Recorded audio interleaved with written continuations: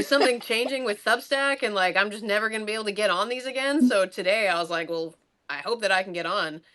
But yeah, my my week has been insane. Um, Basically, it was like 2 weeks ago.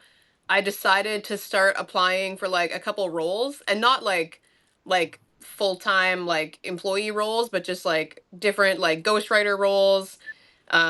I got put forward for a couple like high ticket closer roles, and so a bunch of time was going into like doing interviews, and like I did my first ever like group interviews, like what you had that experience with, Mike.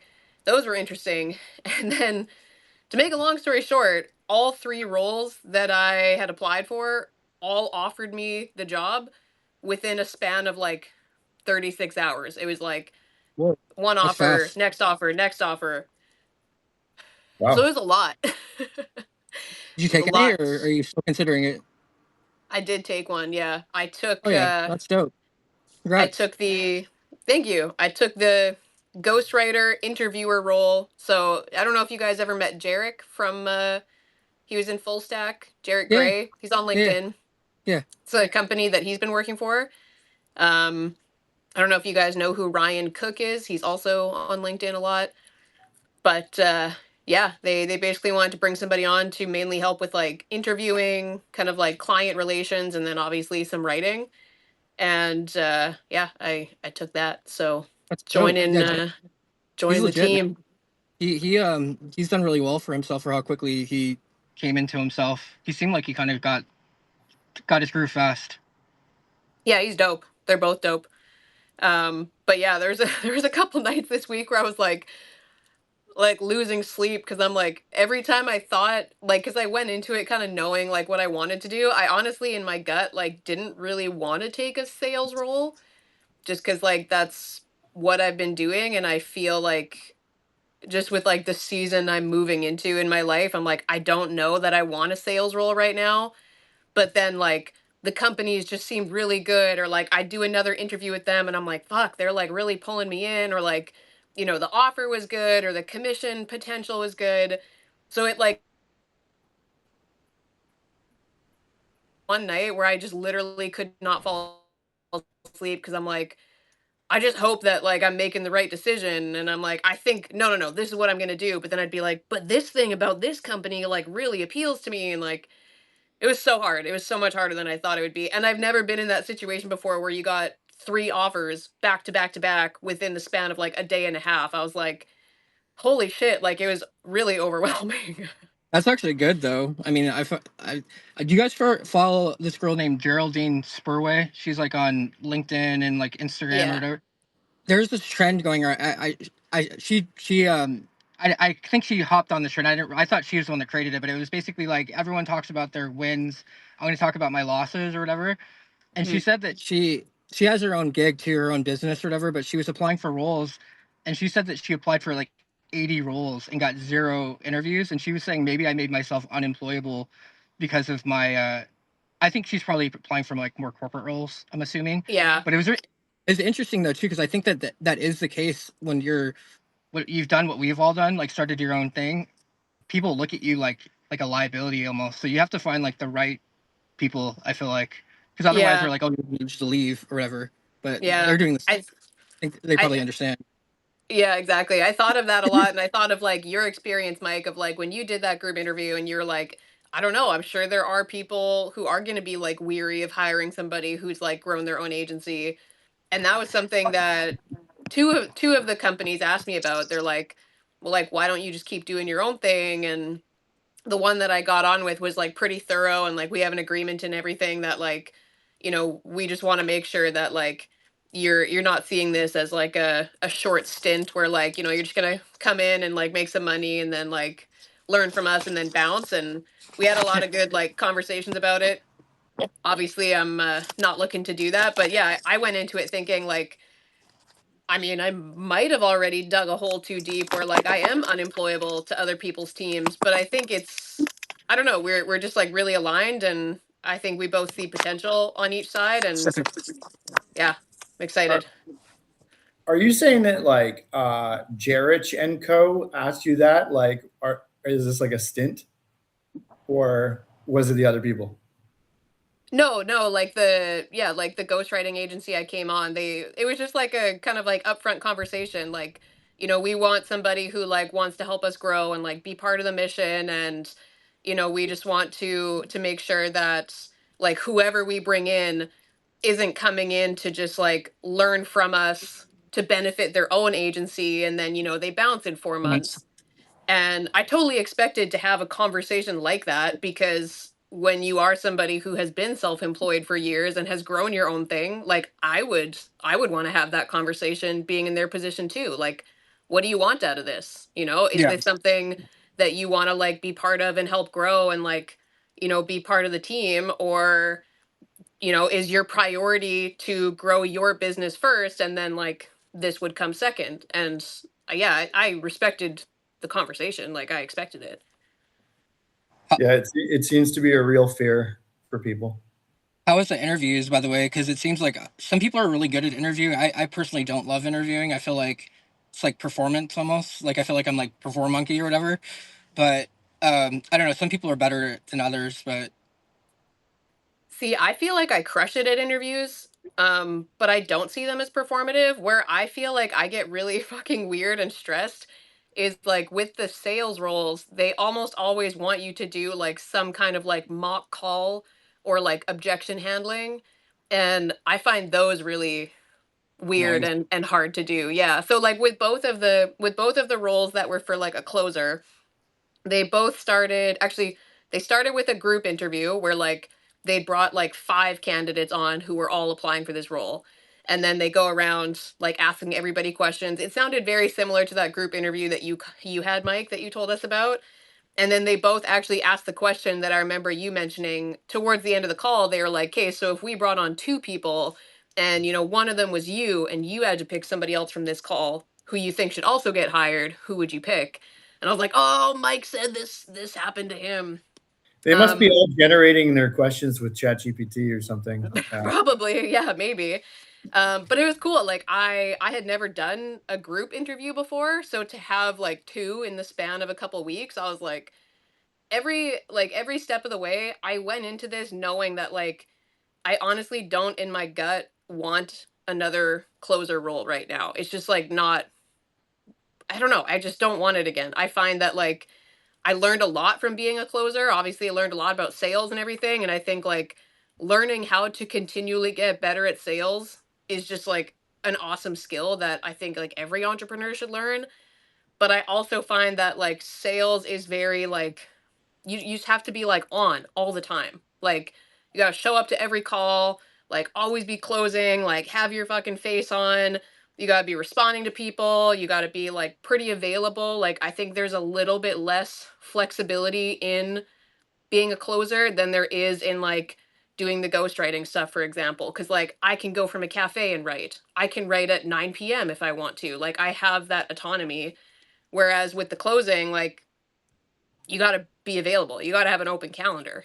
And so I went into it kind of knowing like, oh, I've been telling myself that I don't want a closer role, but here I am like, continually moving down this interview process for these closer roles. And every step of the way, I kept telling myself like, well, let's just see what happens. Like it's just experience. I was like, cool, I got the experience of group interviews. Cool, I got the experience of like, talking to this really successful founder.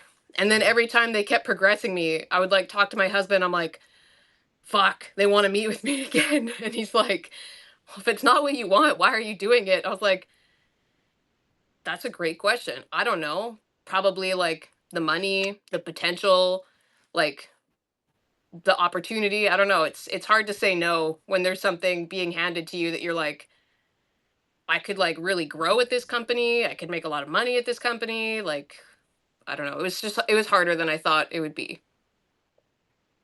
Yeah, I don't like when I have like a very strong A, B, and C option. Like I kind of don't want there to be that many good options. Yeah, um, I like know. when it's like hard decisions and stuff like this, it reminds me like for example, when I decided to leave Canada for the first time, I thought about it probably for like 3 months or something before I actually did it. because I was like, I don't know, but I like this apartment so much, this and that, right? But eventually I did come to my decision. I'm like, it's an apartment. Like you can get another apartment, right? But it took me a while, right? So then, yeah, with like job opportunities or whatever, when you have to pick just one, it's not like you can have like three of them. I know. um, then that becomes tough, right? Yeah. So when do you start next week or what? I technically already started. Like they onboarded me right away. They've like given me some stuff to read about just like how they do things in the company and kind of like the standards. And I honestly liked like right away I liked the questions that they were asking me right from the get-go. Like when I got on with the founder, he was like, "Okay, so like what would be like your absolute ideal for this role? Like what work do you really want to focus on? What work do you think you're going to like get tired of right away? Like how can we keep making this role better and better for you so that like you genuinely like want to stay here?" And I was like, "I love that you're asking me this question because like I don't know about you guys. I've never been asked that question on like day 1 of working with people, and it's like they're already kind of like building in like incentives for like, if you get this done by this time, like we're happy to like give these bonuses. And like it seems like they've just already done a really good job at like structuring the business in a way that like they want people who like really want to be there, um which is cool. So yeah, already started, which is nice because I was like, whatever I decide to do, I want to start like this week. I don't want it to be like we'll bring you on for an hour here and there, and then you'll slowly ramp up. I'm like, I'm ready to go. Oh yeah. Is it Something. it's not just the interviewing, eh? You're writing as well? Yeah, so it's interviewing, it's client management. Like I'll have clients that are like assigned to me, so I'm technically considered like an account executive. Mm. And then writing as well. But what I like with their ghostwriting is they focus more on like quality over quantity. So like they don't post for their clients daily, which I got really fucking sick of with other ghostwriting clients. I feel Mm. like I just think it's hard to post for somebody daily and like always have good things to say. So I like that they don't do that. Yeah, I know. Yeah, I think that like for myself, I do believe in, well, even myself now, I don't post daily. I've actually been taking Sundays off. Hmm. Um, but yeah, I'm now beginning to think that for clients, I don't really think I don't think it's 100% necessary. I feel like 5 days a week is pretty solid, which Yeah. probably means I should lower the volume and raise my prices Hmm. just ever so slightly. Because yeah, 30 posts per month. I've done that for clients. It's like, why are we just trying to bombard people so much when it's like we're just trying to maximize the number of ideas per Yeah. month? I don't know. Exactly, yeah. That's kind of what he said too. He's like, I also think there's a level of like unbelievability to it because like so if we're writing Mm. for somebody who talks about how he runs a 7-figure, 8-figure business and this guy's on LinkedIn posting every single day, what is Mm. the likelihood that people are going to believe that that guy's actually writing his own posts? Like Yeah, good point. there's Yeah, like an inherent skepticism there now that you're like you're running an 8-figure business and you're posting on LinkedIn every day. This isn't yeah. you. There's another mistake I've realized as well.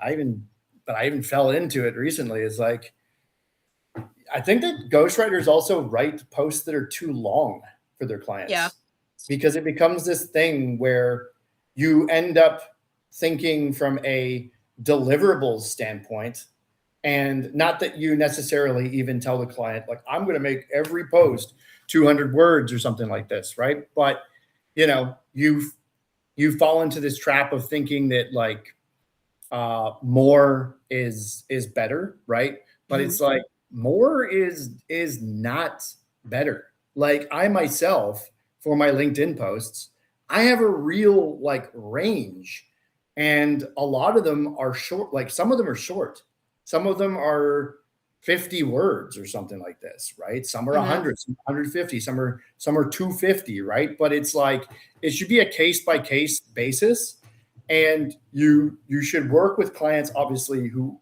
understand that too, that you're not just trying to like gyp them or something by, oh, we're gonna have some posts that are 50 words if it feels right, you know what I mean? Because it's not just that more is always better, right? So I Yeah. think that's another mistake. And when every post is, yeah, like 200 words, 250 words, 200 words, 250 words, then I think it also looks like it's a ghostwriter too, because yeah, what you think, yeah, like the seven-figure founder is going to sit down every day and write the 250 word monster LinkedIn post. Yeah. Ahad said, "You'd think someone with eight-figure business could afford to do daily LinkedIn, hire out everything else, right?" I mean, I guess like there might be founders out there that are like, "Yeah, if I had more time, I would love to write a LinkedIn post every day." Personally, I've never encountered one of those people, but I also just think like I don't know if you guys know who Nicolette Jackska is on LinkedIn. She's got like 42,000 followers I think now. She also does ghostwriting, but I interviewed her a couple weeks ago, and she said that like when she was first trying to grow her account, she was like trying all the like growth hacks that people on LinkedIn were talking about, like posting more, commenting more, joining engagement groups.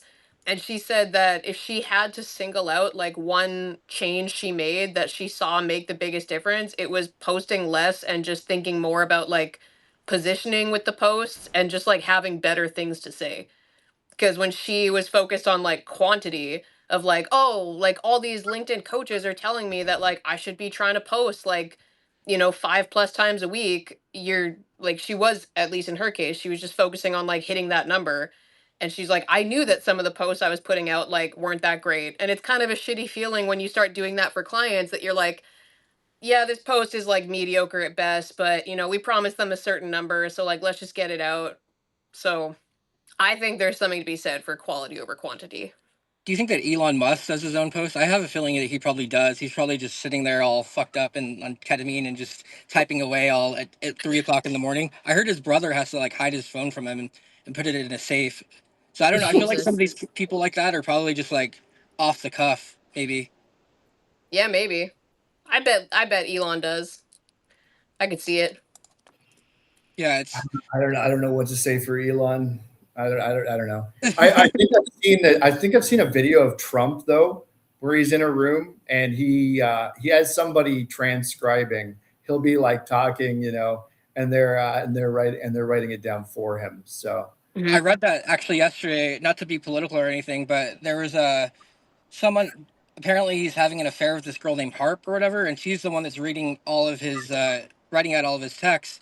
And someone called him out, this Democrat, saying that you're flying around on this like unprotected airplane with like your Natalie is what he said. You're flying around with Natalie.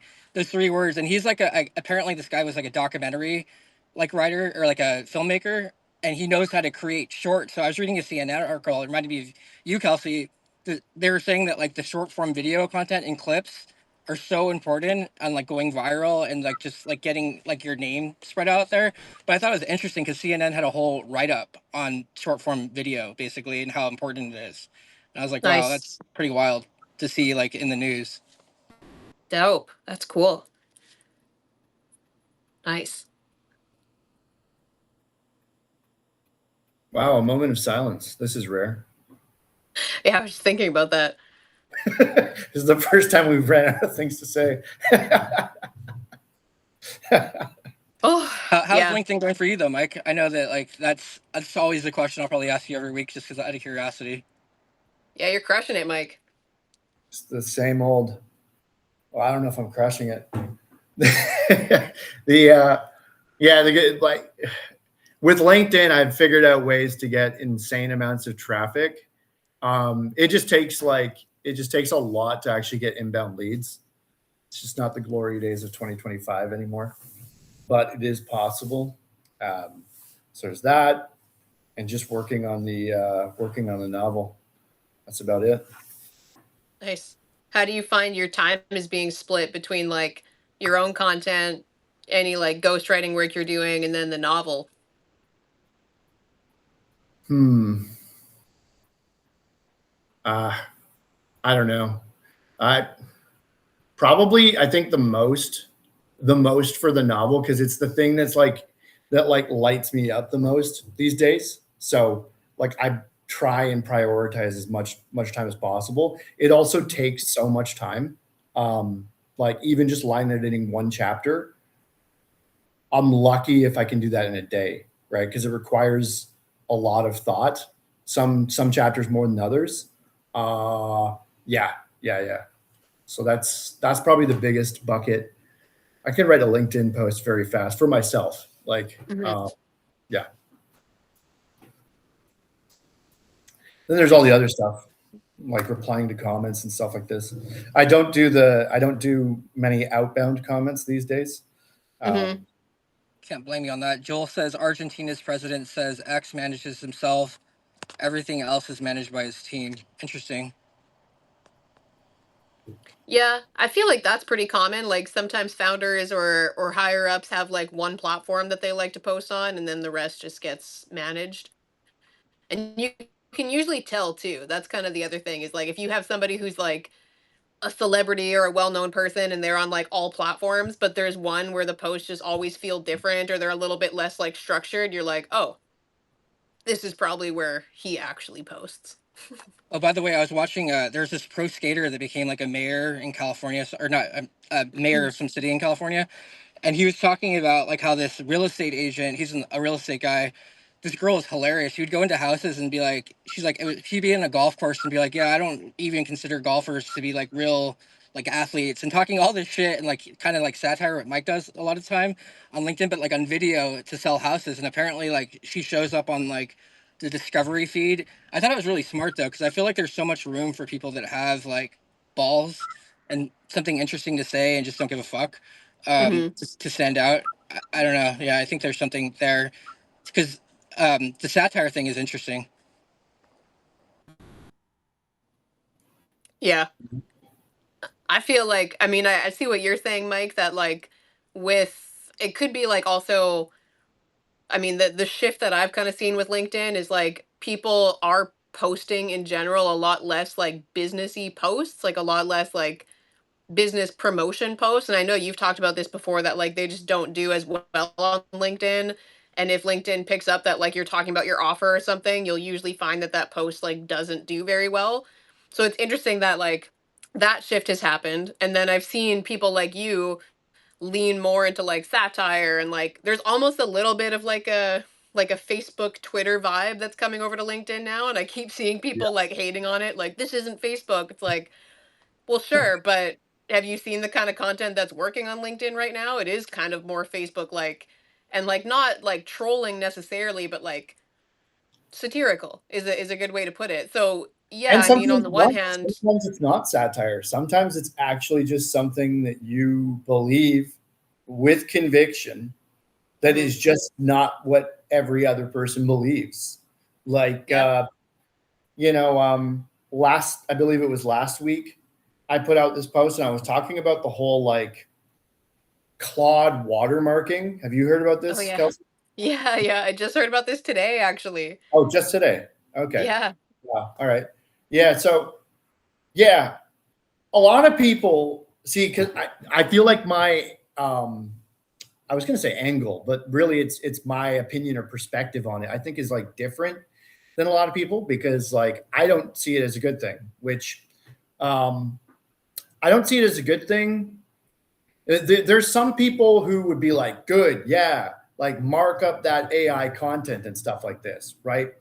But I see it as problematic because even though they're not like they don't have legal ownership of words and patterns, they're essentially now with the AI detectors and like the Claude watermarking, and then you also got LinkedIn with their seems like AI slop button. All of a sudden, you see how these like three worlds are kind of coming together.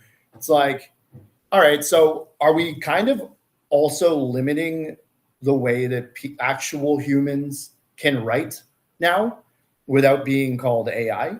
And then you take the fact that these LLMs were trained on human writing, and you see how like this circle comes around. So now, and now there's AI detectors that are going to give a statistical like result on like whether something is was AI generated when the LLMs were trained on human writing.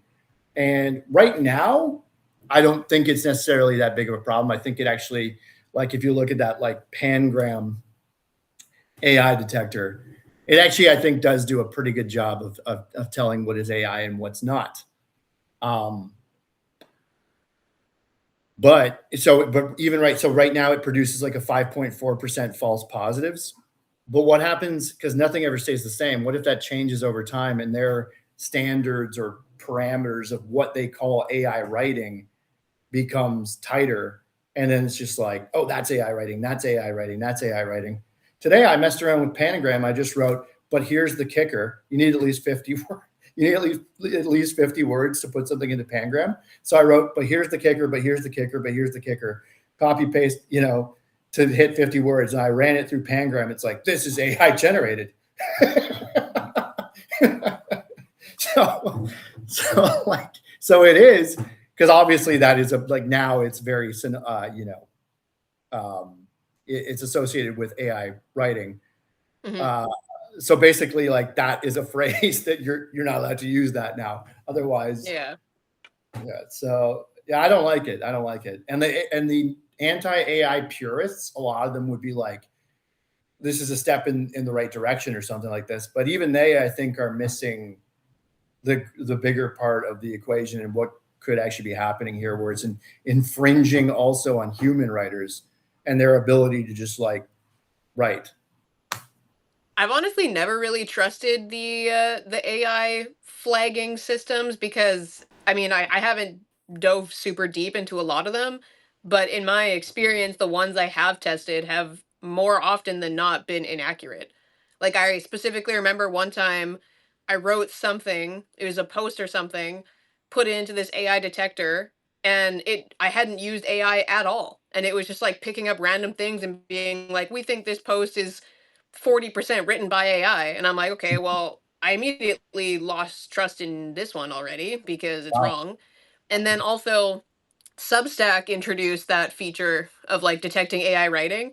And there was a post that I had used AI to edit, I think, not to write, but to edit. And so I like AI had like rewritten the post with some minor tweaks. And then I took it straight from that, copied and pasted it into Substack, did the AI detection thing. And it was like, this is not AI, like 100% human written. And I'm like, okay, so you're kind of wrong too.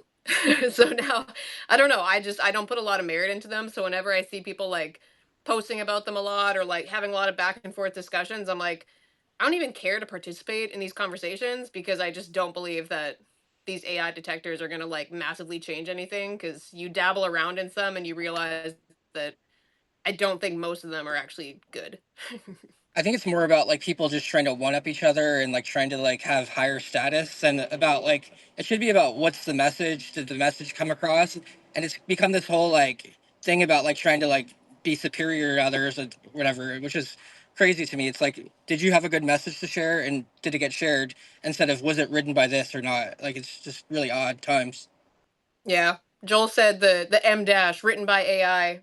I'll fight that one to the death. I completely disagree. I think that's a joke Joel's making, but when people say like M dashes show that it was written by AI, I'm like, M dashes were a writing tool long before AI started overusing them. Let's not just assume that because something has an M dash, AI wrote it. It could just be written by somebody who's a decent writer.